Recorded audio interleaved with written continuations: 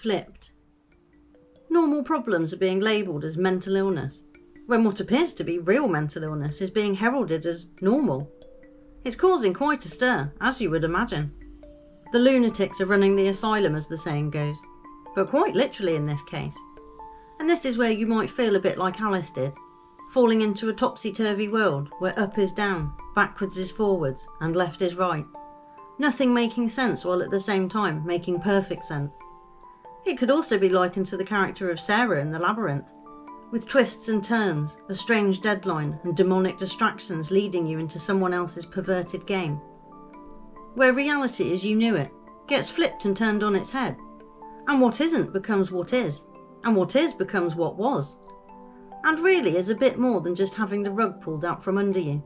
It's actually like having the whole damn floor removed and everything underfoot, with the added concern that anywhere you then go to place your feet is whipped away as quickly as you can settle, as is meant to happen.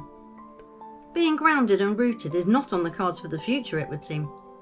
Trying to dislodge and disconnect reason, logic, nostalgia, and familiarity in all its forms, and replace it with a loopy and sinister, ever-changing and interrupted existence. I don't know about you, but so far it's looking more haphazard than anything we have ever witnessed, with a streamlined digital society seeming more far off than it ever has. Which is odd in a way, because before the pandemic was rolled out, it looked as though it would have been far easier to get everyone on digital if they had really wanted that. Systems were slowly being tied in. They could have gradually implemented it for travel, money, education, and lastly for health.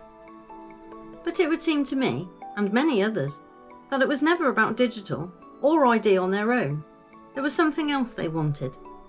Which is why I can fully understand why people may think something was in the jab. The insistence on everyone having it, the systems they then wanted for it, the possible Bluetooth IDs of people, etc. And even now, when it should be a slam dunk, that it has been an economically and medically catastrophic decision, which has caused untold harm and misery on millions of people. But it seems the wheels of corruption move on at a pace, continuing the destruction and treachery, for their 30 pieces of silver, one must presume. Because when it all goes to shit, the people who have helped to pave the way will have been promised something, surely, to make them be the good little middlemen and women, believing they are safe, and like the special pets of the ringmaster. Why else would someone saw off the branch when they are standing on it? It may well be that the numbers are so gradual for losses, and with all the people replacements happening, there will be no moment people realise. Statistics and data are now so corrupted, and people have been so saturated with them, they probably don't represent the real picture anyway. You won't see them disappear. They will just be someone else.